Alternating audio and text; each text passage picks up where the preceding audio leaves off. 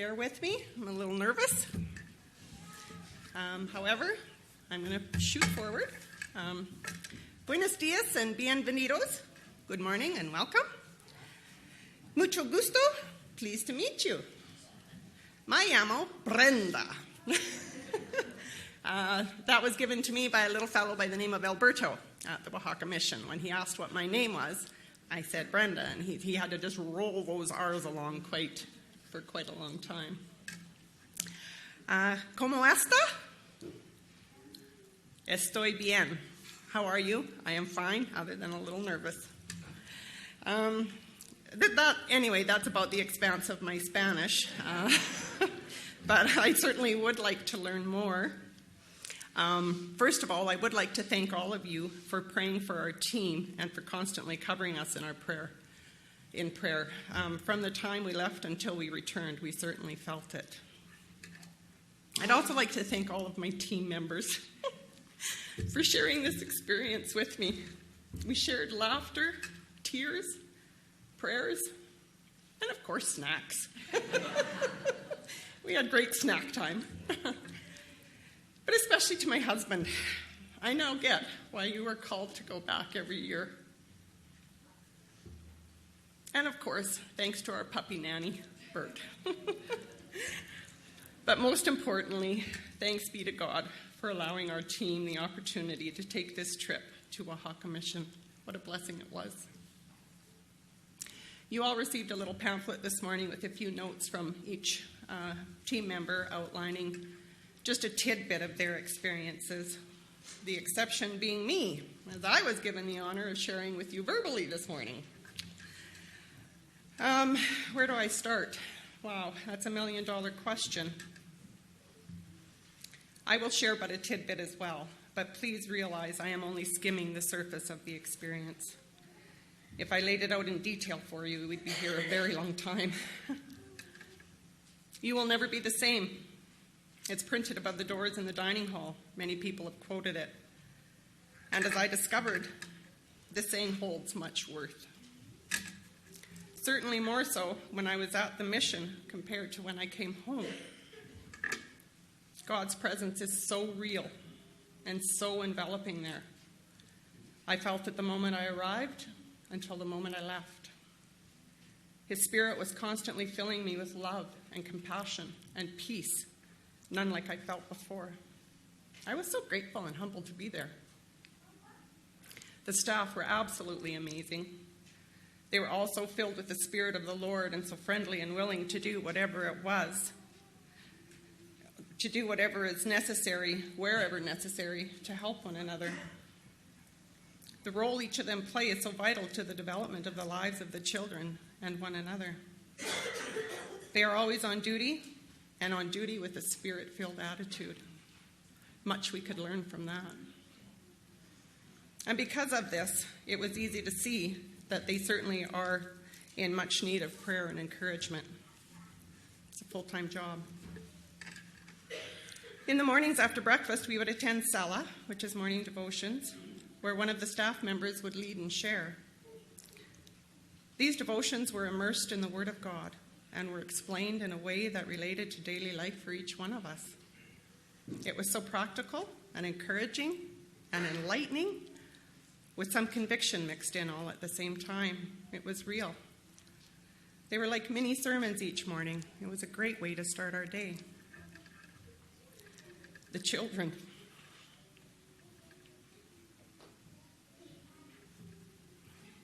What can I possibly say that will allow each one of you to feel what I was blessed with feeling when I met these kids? They all come from backgrounds that are unfit, certainly some more than others. They have nothing with them when they arrive other than the clothes on their back. They come to that home and they're broken, they're battered, they're bruised. But each one is instantly accepted into that fold. They are loved, they are cared for, they are prayed to and prayed over. They are taught about the love of Jesus Christ and what he is able to do for them. They are all so immersed in the love in that home. And for those who have been there for a while, this is all noticeable. as they are filled with so much joy. They themselves exude love to their house parents, for each other, and that's for the most part, because of course there's teenagers in there, and we know what teenagers do tend to develop little attitudes, but nothing serious. And of course they exude love to the visitors that go to the mission. I was fortunate enough to spend an afternoon with some of the Kuna kids, and those are the little children, in the playground. Their new game of choice was Ring Around the Rosie. Well, by the time we were done playing, I was wishing I hadn't taught them that one. Anyway, it was good until we all fell down on the gravel, and they thought they were all to come and lay on me. So as I tried to explain to them in English that, no, you're to lay on the ground beside me, well, we were all giggling. And the funny part was they were smart enough to know what I was telling them, but they thought it was funnier to not do what I was asking them to do. Anyway, we certainly giggled a lot, and it was just so much fun. My new best friend for that afternoon was Aranza, and she was just a little heart melter for sure. And that same afternoon, I had the honors of playing the card game Uno with some of the muchachos, and that's the teen boys. Reese Wynn was quite proud of himself when he beat me 2 out of 3 games. And again, there was lots of laughs, and it really was a lot of fun. I can't even comment on the experience of meeting our sponsored kids, current and past, or little Anna. I would just be a puddle on the floor, so I'm not even going to go there. But it was pretty amazing, and that's not even doing it justice. The church services, all in Spanish, translated by our sweet and quiet little Annie. So for those, like me, who couldn't hear much to really understand what Pastor Edgar was preaching, I could feel the presence of God as he was preaching, and it was just filling my heart and my soul with every word. It was as if I knew exactly what he was saying. And he preached with such passion, too. It just made the hairs on my arms stand up, and my heart just well up with love and gratitude. The worship team was also amazing. They sang in Spanish, and again with such passion that I cried every time. The worship was so spirit-filled. It was just incredible. The women's prison visit. Wow, was I humbled by this experience. This could really get lengthy, but I will keep it very brief. There were so many God moments there. It was just phenomenal. Every time we turned around, God was working, busy, doing something. And it was always when we least expected it. My plan was to share a devotion on Psalm 92, talking about God's promises. However, God had a different plan for me. The Kleenex I took with me had to be laid out flat in my devotional book, and that was for security reasons, because we went in, the guards had to check everything that we took, and so they had to be able to see everything that we were taking. Anyway, so I just opened my book and I laid the Kleenex in it, and that was that. And while we were in the prison, or the church room at the prison, worshiping and singing with the women, one was weeping. So I opened my book to get the Kleenex out to take to her, and God said, "Share this devotional. These women need to hear this." Oof, talk about a God moment. I hadn't planned to do that.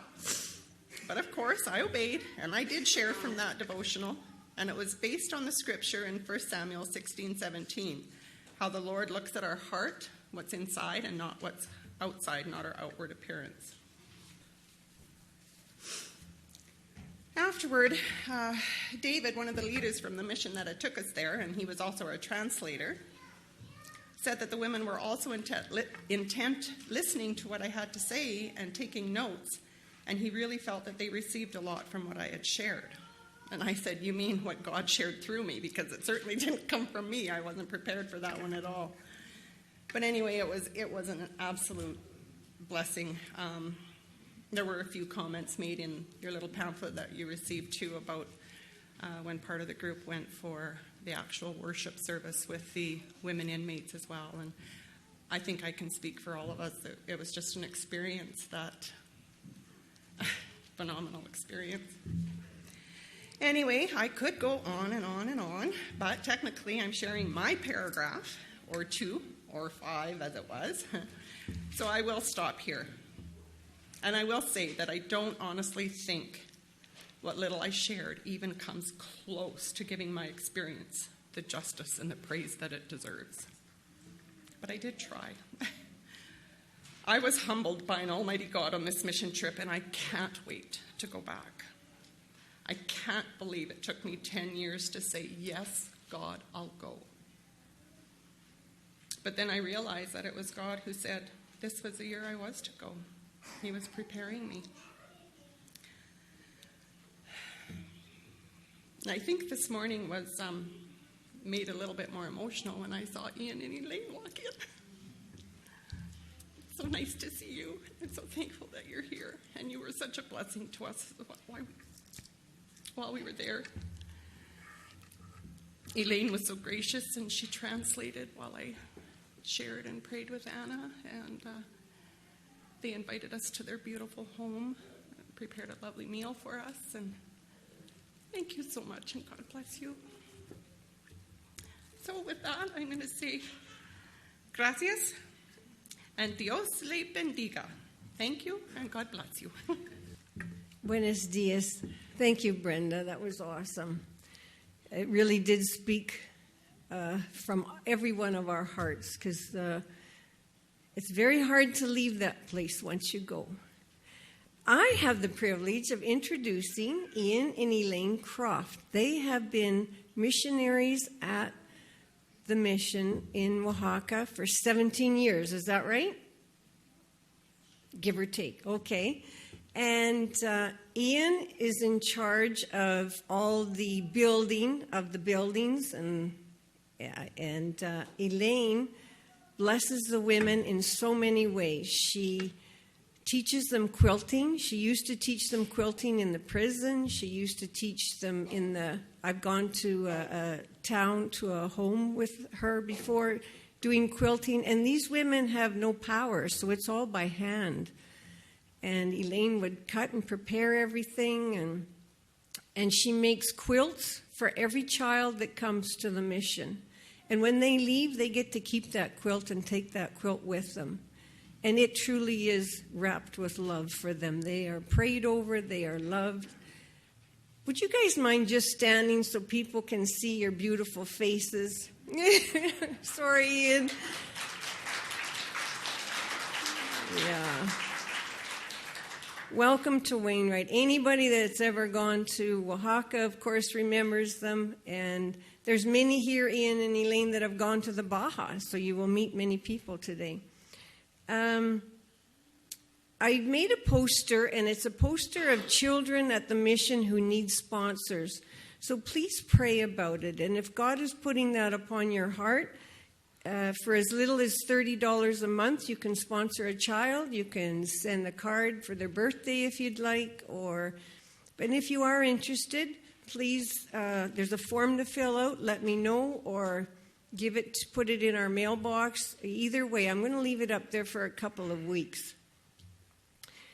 And also, we're already preparing for next year. So January 17th to the 26th, 2020. Isn't that crazy? It seems weird to even say that. And I just have a little quick power presentation. Oh, I was going to mention, some of you saw a video when you were walking in of the youth night. And my understanding is they do that every Saturday night, right? Do you know, Ian and Elaine, is that every Saturday that they have a youth? Every second Saturday? The church was packed with youth from all over. And it was such a time of worship and fellowship. And then they drive a lot of these youth home. It's such a blessing to see them all together praising and worshiping God. Okay, go ahead, please, Bert. These are the hard workers, 2 from the kitchen, 2 from outside. This was the donation of all your bath towels that the teenage boys wanted, the muchachos. And they loved them. They were so excited. And there were extra left over. We gave them to other staff members. These were the teenage girls, muchachas, and the younger boys and girls, the niñas and the niños, all got a teddy bear that my niece donated. There was, I think about, between Wayne and Brenda's and ours, I think we had almost 35 stuffies that we handed out. And your fleece blankets, they just loved them. Water bottles, the hairbrushes. That took about 5 minutes to get that picture taken, to get all those boys settled down together on the couch. There's so much love and appreciation in every little thing that was given to each child. The kids in the Kuna got new toques and mitts. These are things that they asked for, so I had asked ahead of time. We had a pizza night on our President's Day, and my family and Ken and Jenny Miller had donated money, so we said, let's give them a pizza night. So the head cook ordered 48 extra large pizzas, and that was for basically 100 people, and we were going, that's a half a pizza each. But those little 5-year-olds would have 5 or 6 pieces, and the great big teenagers, Fred was handing it out, and he said they had 10, some of them, so this was such a treat for them because it was Domino's Pizza. We had to drive 45 minutes to Oaxaca City to go pick it up. But they were so blessed to have that. And they had floats. And that was our team. I think you know most of everybody. And then there's just a little video, please. That's Pastor Edgar in the white. And this is how we worship.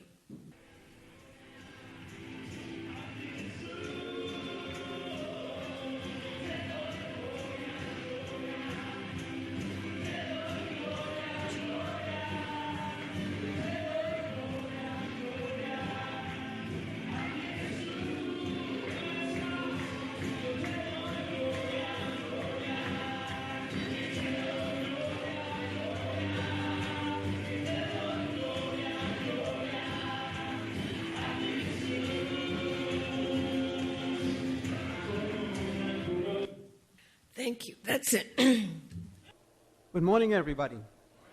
How are you guys doing?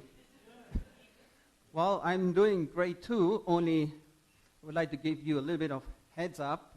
Yesterday, finally, I guess, H caught up with me. We took part in a ski race, and even though physically or time-wise it went very well, I had a little bit of a rough day. So if you notice that I'm less flexible or elastic as normal, well, that's the reason why. And no, I didn't get into a bar fight, even though in the time of Judges, I guess, everything is possible. Now, Pastor Marvin has led us quite a bit now into our study of the Bible, in our book-by-book study of the Bible. And indeed, we are now in the time of the Judges. And today we will continue that with a look into the book of Ruth. But before we dive into that, I would like to review with you how far we have come in our study so far. In the beginning, God created the heavens and the earth. He created a temple cosmos, a kingdom for himself. And he created human beings to be his vice regents and to spread his glory throughout his creation. He created a special place, a garden, where the human people were supposed to minister to him as priests in a close and intimate relationship with him and go out from there to fulfill their mission. But we know it didn't work out. They messed up. And so had to leave God's presence and the garden. Not without a word of hope, though, that one day things will be reversed.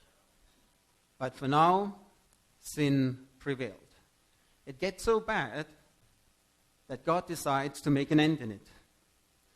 End of it with a flood. He destroys his creation. He decreates his creation, his original creation. Only Noah and his family survive. And then out of the waters, he creates a new world. and starts and bears with Noah a new beginning. But sin endures. Human people rebel against. In the Tower of Babel, they challenge God and get scattered throughout the world. Now they are across the world, but not in a way it was intended. As far removed from God's presence as possible. And time goes by, and it looks bleak. But then God calls a man, Abraham, and blesses him 3 things: land, a descendant or descendants, and a blessing. And slowly but surely, his salvage operation gets traction. Well, first, it takes a little bit. There's 1 descendant, and then there's 2, and then finally, there are 12. And eventually, it's a huge nation. But now, they find themselves in the wrong country. They're in Egypt. And worse, they are enslaved. Again calls another man, Moses. And under his leadership, he leads his people out of slavery. He's challenging Pharaoh and the Egyptians. And in kind of an act of decreation of Egypt, he creates a nation for himself as he leads them through the waters on dry land and leads them to Mount Sinai, where he descends. The people of Israel learn their calling to be a kingdom of priests and to serve him. Mount Sinai, God and the people make a covenant. A covenant to maintain and to work on their relationship so that God could stay and take presence as a holy God, could take presence among mortal people. The climax at Mount Sinai is when God's presence descends on a tabernacle and truly is now with his people. Then they set out to the Holy Land, but the people rebel again. And so it takes them 40 years until that rebellious generation passes away and a new generation comes into being, that they are finally able to enter the land. Before they do it, at the plains of Moab, God makes another covenant, renews that covenant with a new generation. Leadership passes on from Moses to Joshua, and under Joshua they conquered the land. Within a few years, they destroy the military resistance of the people of the land and take hold of it. Only some mopping up operations are left. At the end of the book of Joshua, at the end of Joshua's life, all the good promises have come true. God dwells among his people. They are a kingdom. And they took hold of the land, a new Eden, where they could live in peace and have rest and do what they were supposed to do, to be priests and convey his glory to the world. But as the generation of Joshua is passing away, things don't turn out the way as they were planned.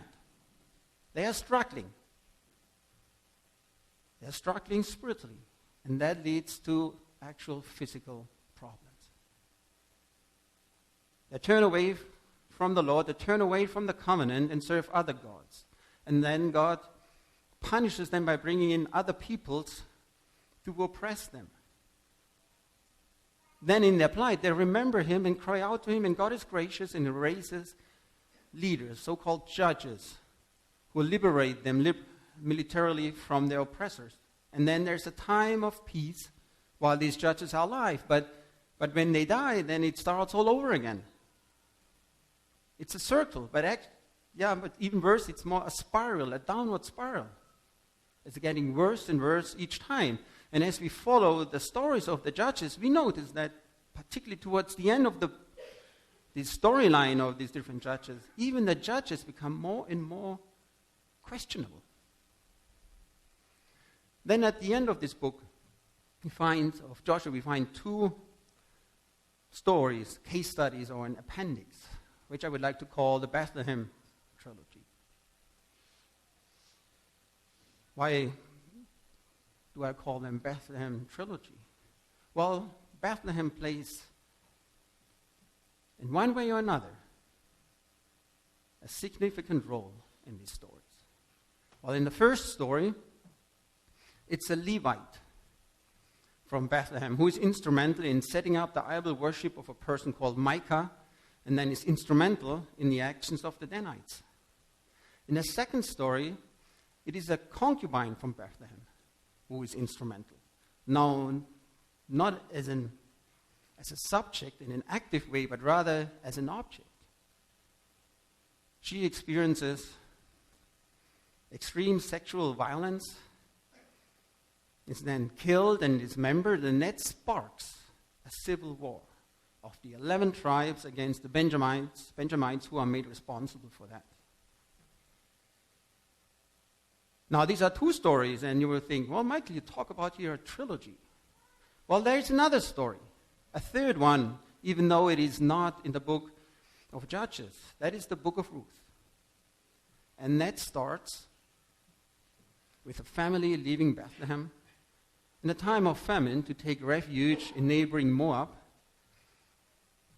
and starts to intermarry with the people there. Now, in these two stories at the book of Judges, there we find interpretive grid, not just for the stories, but also for the whole book of Joshua. Namely, that there was no king, no theocratic king who maintained and established the order of the covenant and defended it, and also everyone did as he saw fit. And when we take this interpretive grid and assess the situation, then we come to a devastating assessment. The first story, idol worship, disregard for the inheritance allotted by God to the Danites, and then unjustified atrocities. Second story, gross sexual depravity. And it's getting even worse. It's more like in a horror movie. Because when this Levite then finds his concubine after that night of rage in front of that house, he takes her home and then dismembers her. But actually nowhere it says that this concubine was dead. So we maybe have to assume she was still alive when he dismembered her and sent her 12 parts to the tribes.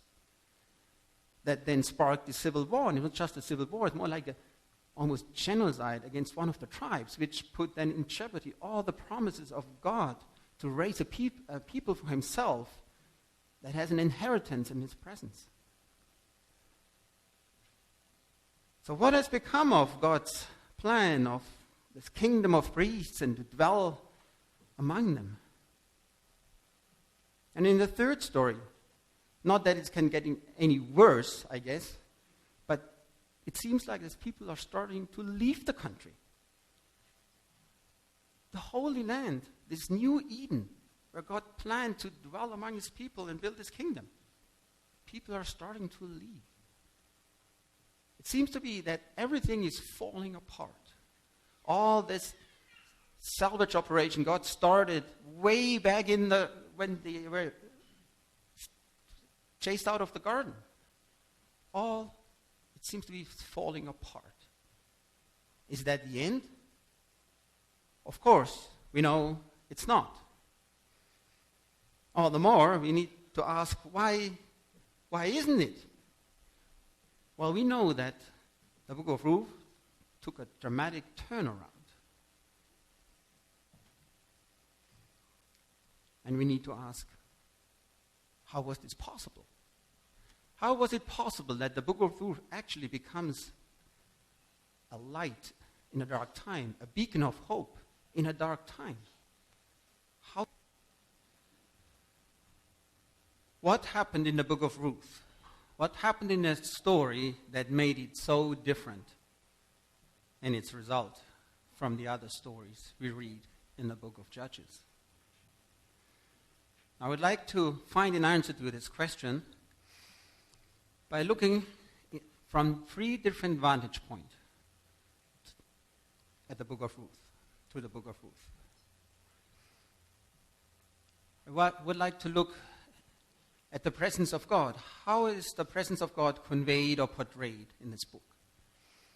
And then, what is the perspective on the law, on the Mosaic law we can glean from this book? And then finally, what is the contribution this book makes to the overall storyline of the Old Testament, and with that, of the whole Bible?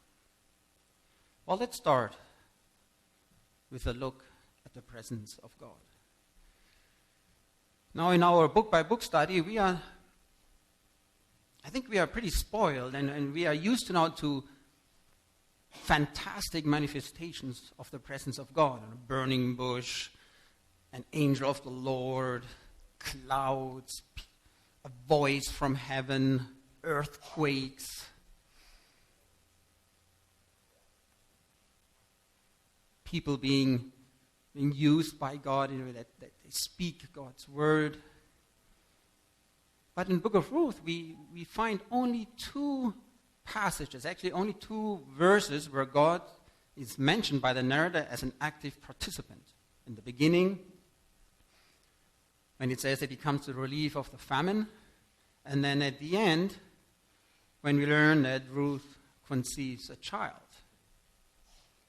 And so we might assume God is distant and remote in this book. But when we read this book, nothing seems to be further from the truth. And I think the reason why we come to a completely different view on that is that the people involved in the book of Ruth have this conception that God is present always and in everything. The way they talk, the way they act. They assume that God is present, not just as a remote God somewhere in the universe, but He's actually dwelling among them. And then as we read the story, we get the impression as if there is a hidden hand orchestrating things. For instance, when Ruth goes to the fields to glean, it says she chanced by chance to find this field of this relative. Well, was it really chance? Then when they are at the threshing floor, this decisive scene with Boaz and Ruth, so many things could have gone wrong. After all, we are in the time of the judges. For a woman to be out at night, even outside a village or a town, was dangerous. All kinds of things could have happened on that threshing floor. She could have been violated.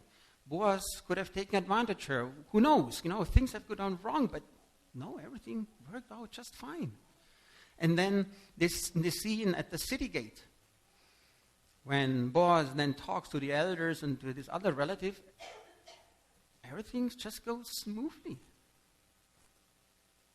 Because there is this hidden hand. I would call it the effective presence of God at work. And visible.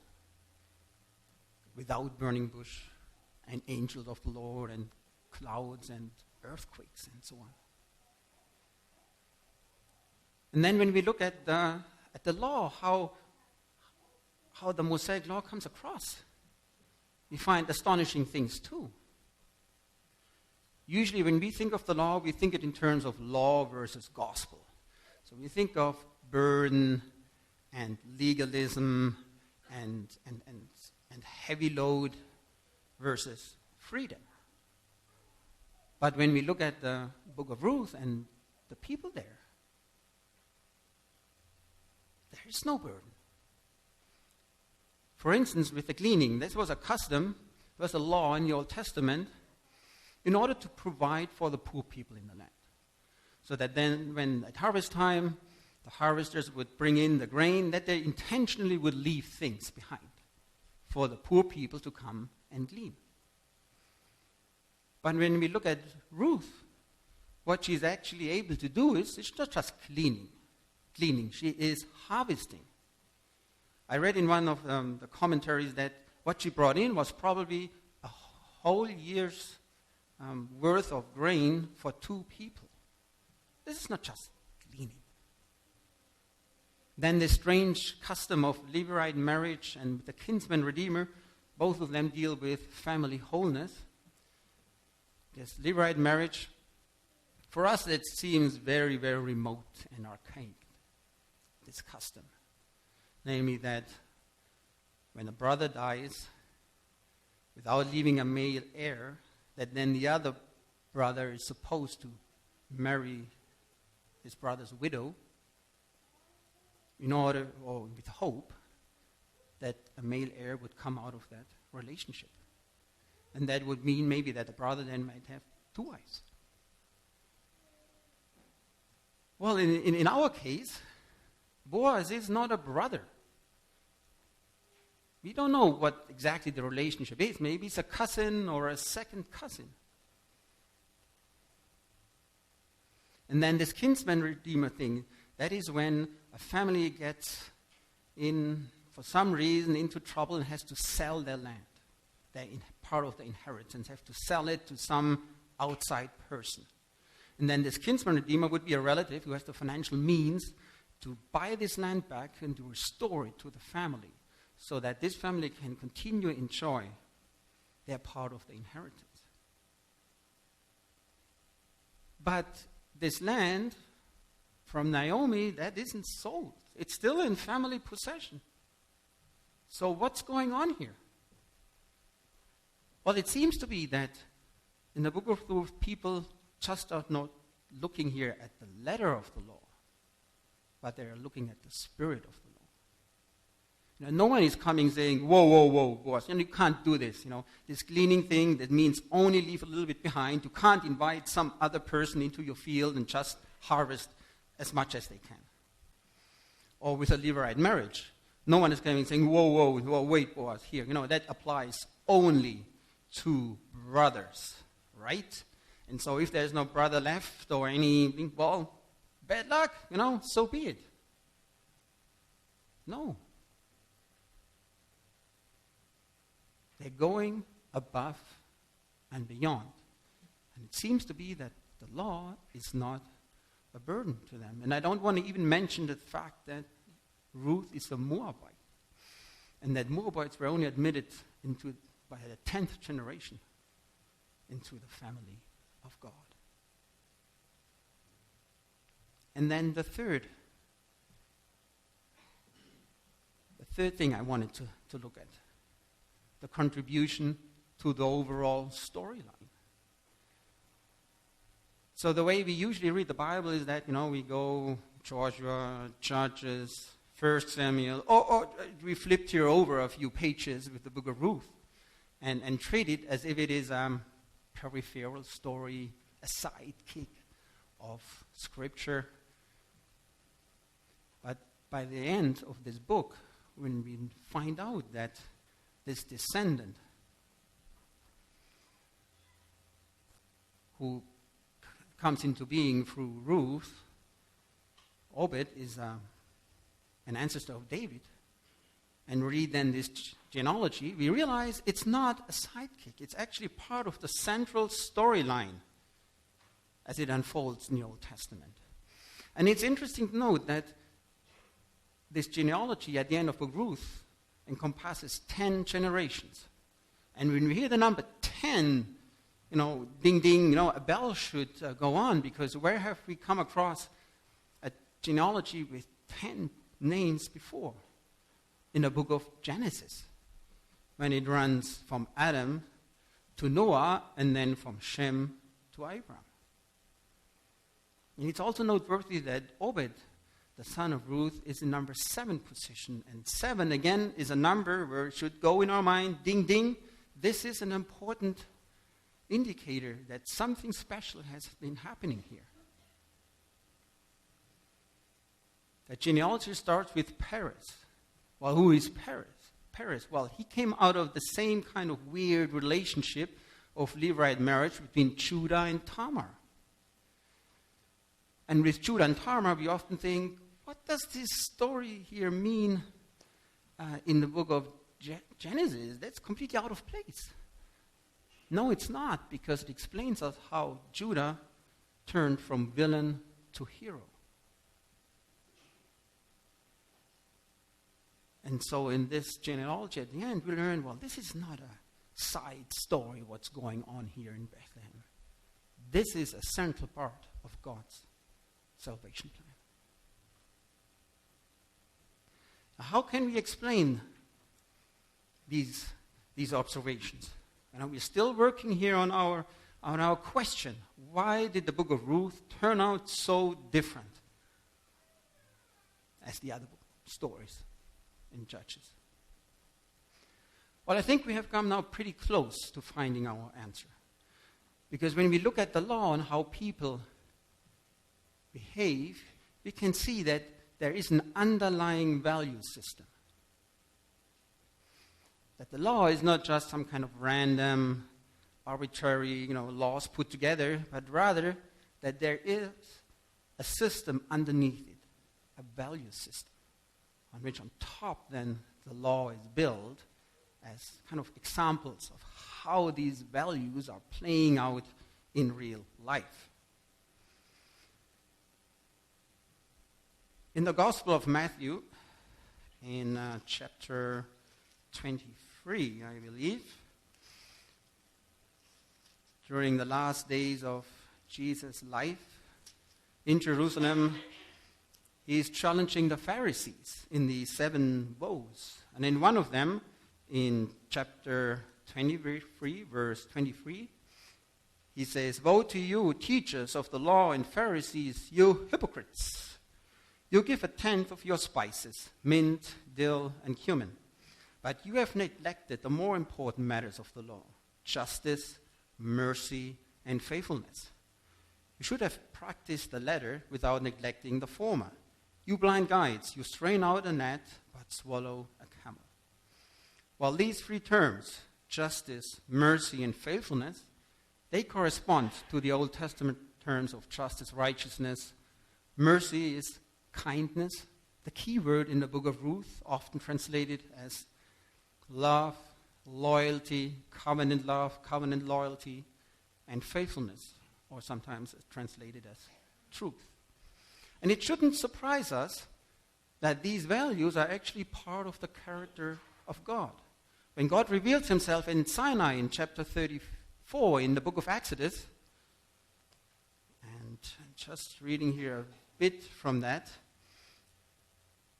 the Lord, the compassionate and gracious God, slow to anger, abounding in love, which is this covenant love, kindness, and faithfulness, maintaining love, which is our word kindness in the book of Ruth, which is the Hebrew word chesed. Then we realize there's something going on here beyond the surface. That people seem to strive for a lifestyle of loving kindness, a lifestyle of chesed. For Ruth, it starts in chapter 1, verse 16. "Don't urge me to leave you or turn back from you. Where you go, I will go, and where you stay, I will stay. Your people will be my people, and your God my God. Where you die, I will die, and there I will be buried. May the Lord deal with me, be it ever so severely, if anything but death separates you and me." This is where her lifestyle of chesed starts. And think of the gleaning. She's not just gleaning, she is gleaning. She works hard, day by day. And then this marriage proposal.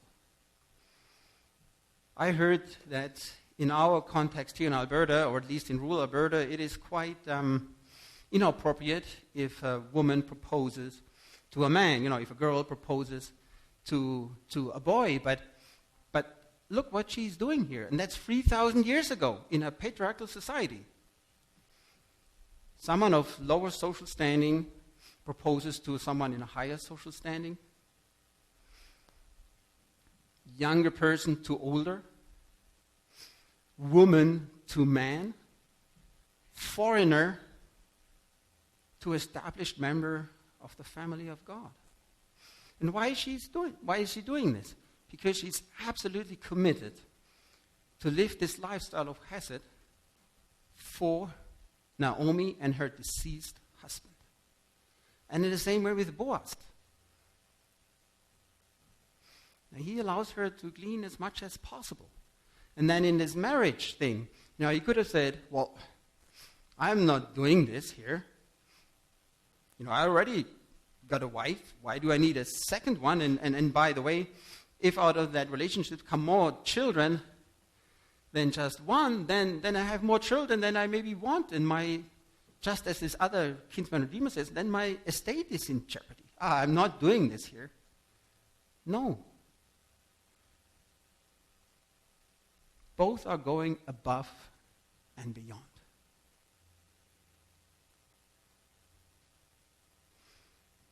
Think of that threshing floor scene. What have gone wrong? But they're committed to integrity and do everything possible for Naomi and her deceased husband. And when we look at God, then we notice too, and of course, it's part of his character to show covenant loyalty and loving kindness. But even in dark times, in times of the judges, he keeps on working on his plan. He's present. He keeps on working behind the scenes. And he works with the people who are willing to follow him. He's still committed to his plan about the kingdom and about his presence among them. Now, how can we bring this over into the New Testament? How can we bring this into our times? Well, God was keep on doing it in the book of Micah at the end, and you're all familiar with that passage. This prophecy from the Old Testament, it says, "You will again have compassion on us. You will tread our sins underfoot and hurl all our iniquities into the depths of the sea. You will be true to Jacob and show mercy to Abraham." Mercy, that is the kindness, the loving kindness, covenant loyalty. And it says here in the verse before, "You do not stay angry forever, but delight to show mercy," namely covenant loyalty. And then this passage is picked up by Mary in her song about God being merciful, namely showing this covenant loyalty to his people. Jesus becomes our kinsman redeemer at the cross. God stayed true to his plan. He was loyal to his covenant and his promise. And in the same way, we can step into their footsteps. Paul writes here to the Colossians in chapter 3, verse 12, "Therefore, as God's chosen people, holy and dearly loved, clothe yourselves with compassion, kindness, humility, gentleness, and patience." Even though maybe slightly different words are used, but the idea is still the same. To be committed people. Christians, we all should be known for people who are committed. For being committed and putting others first. Now, it would be, I think, even wrong for me to bring up here my own examples, because what Brenda shared this morning about the Mexico missions trip, about this trip specifically, but also when we look at the history of these Mexico mission trips in our church, this is the best example I couldn't have come up with a better example of what a covenant loyalty means in our time. Now, when we started to come to this church 12 years ago, this was already part of this church. And it was not just, one trip and then, it was great, and then out of mind, out of sight. But no, year after year, this church has been faithfully committed to this mission and to the people there, to the children. Visiting them, supporting them, year after year, following up. And I think this is what God wants us to be. Committed people who show His love to the world. Whether it is in Mexico or whether it is here or in this community or anywhere else.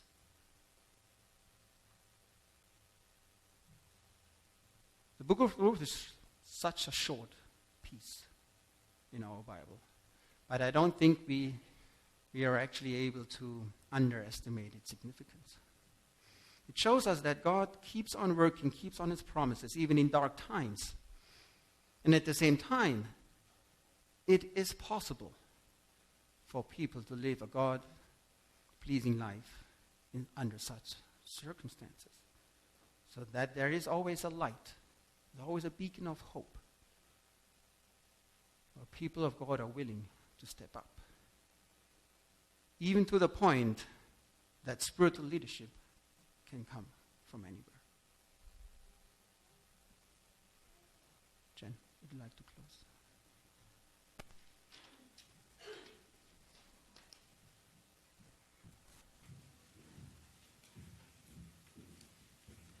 I'd like to read from Proverbs 3 to close today. Let love and faithfulness never leave you. God must have showed me that because I had no idea what you were preaching on. Bind them around your neck and write them on the tablet of your heart. Then you will win favor and a good name in the sight of God and man. You're dismissed.